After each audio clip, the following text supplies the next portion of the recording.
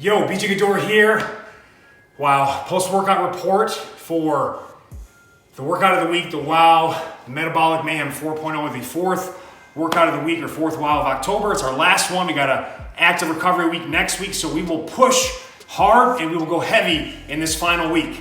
The Metabolic Messiah just got quartered. So gonna give you kind of what to expect in this workout. We're live Wednesday, 10 a.m. PST on your big screen, youtube.com/BJ Gador. Subscribe to the channel. And my dailybj.com members, they learned it yesterday and they just practiced it today for the big performance on Wednesday. I just did it myself. My wife did as well. I'm going to go through the loads and then what to expect on the shin box positioning. All right, we spend the first part of that workout mobility training in the shin box, winding up the hips into internal external rotation, putting them in extreme joint angles, mobilizing, strengthening, activating. Sets the entire foundation for a stable, neutral pelvic position, which is the foundation for all proper movements. Squatting, pressing, lunging, all that good stuff. We're also really working shoulder mobility. All right, as we get that pelvis more neutral, you're less likely to hike a shoulder up. We're also being able to kind of press and get our arm overhead with support or without it while maintaining the scap down and back. So working the mid-low trap a lot. This is incredible for shoulder and hip health, a lie detector for your body. Keep working it with your body weight on the off days using the tempo and other cool protocols we use in the previous weeks of this October programming. One thing I want to talk about on the shin box to lunge, shin box to stand. You've got a new stressor from a breathing standpoint.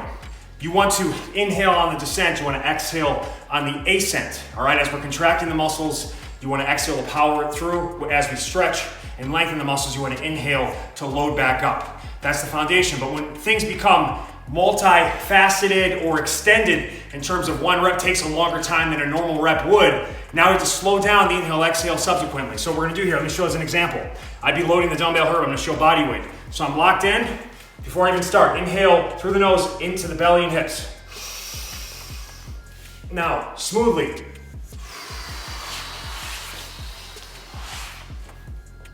You see, I just smoothly exhale all the way through. Now this is the hard part, especially through the nose. It's a smaller orify.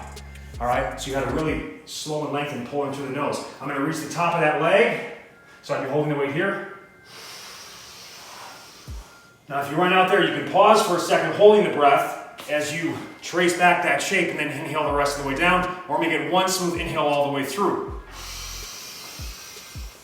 Okay, so that's the challenge. Now that's not going to be something you can get quickly the first time you do one of these workouts, or really it will take practice with your body weight. Again, that's what you do on off days. So take your time with that, practice the breathing, lock that in. This feels so good. And I used a 25 for the one arm loaded stuff, and I used a 50 for the goblet. So basically we did a goblet squat, but in a shin box position. So man, you get complete hip activation and stability. And then when I did my goblet squats later in the workout, Naomi can attest to this, by the way, she went with a 50-pound goblet squat today. Oh yeah, great. No, it's major gains. The squats have never felt better. It's like butter. Part two, we go into heavy dumbbell dynamite. And here's what happens when you go heavy in kind of a MetCon total body circuit. You get heavy afterburn. I'm toast. We only did one round of it. It took 15 minutes. It's 2 rounds on Wednesday. So again, I already felt the training effect from one round. I don't overwhelm my system. Wednesday we'll go twofold together. We'll push each other on that and finish it off. But I went with 100 on nearly all of the multi-joint movements. I went with a 50 on the shin box presses and the lateral hinges. I also decided to go with a 50 on the one arm bent over rows, because I really wanted to get a fast, rhythmic, pulsing motion to really emphasize upper and back. I'm doing the pull-up program with many of you at dailybj.com, so I didn't really feel the need to go heavy on the row, and I wanted to get more activation and less risk of going too heavy and making it, I don't like going too heavy on rows personally, okay? But I did go heavy on the cleans. So I went with the cleans, I went with 100, I went with 100 on the floor presses, I went with 100 on the suitcase carries, I went with 100 on the split squats, the one arm split squat. That was tough. God, the obliques. When you load, here's what I'm telling you, man. You can do those stupid broomstick twists, you can do side crunches, you can do all that stupid shit, you can do hula hoops, but when you hold a heavy weight in one hand and you ask your body to stabilize the spine by walking, split squatting, whatever it may be, pressing, that's core. That is hardcore training. Okay? That's the stuff that makes you change. In the middle. Now, if you got fat covering that, Metabolic Messiah can't do miracle, baby. Come on. So we got to work on your nutrition and we got to work on your overall activity level. But you want to get a solid midsection. You got to hold heavy weight in one arm or one side at a time. It's a game changer. And that workout was incredible. Then we went into our part 3, bands make them dance. All right. And I went with a black for the punches and the pull aparts and a purple for everything else. 20 on 10 off, 8 move upper body blaster. That's 20 on 10 off, 4 straight minutes rest in it. And then what we did, bring your low box and step Wednesday as well. I just felt the urge to go back to our 1 leg low box jumps. So what we did is 20 on 10 off left, 20 on 10 off right, 4 straight minutes to finish it off. Last workout of this month. It's our final 4-week block of the 2020 season. Okay? So we're going now into next month. That's the semifinals. November. Finals. December to remember, all fucking month. I'm gonna bring the best I have with you. The final 2 months of this year, I am gonna reward the people that have stuck with us the whole year in the most trying of times. You sick piece of shit, I love you. How'd you do it?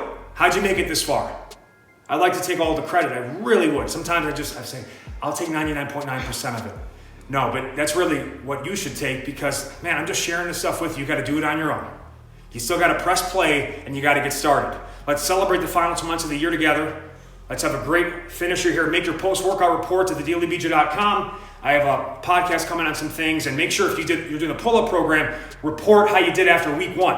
Don't panic if on the final set of the final day, the 5th and final set of the 5th and final day of the week, you did your max rep with 1 or 2 reps in the tank left, and it wasn't as high as the number that you did to start the program. Well, I wouldn't expect it to be. You did 24 sets previously this week before you even tried that. Okay? A single set in isolation doesn't determine, that's one type of ability.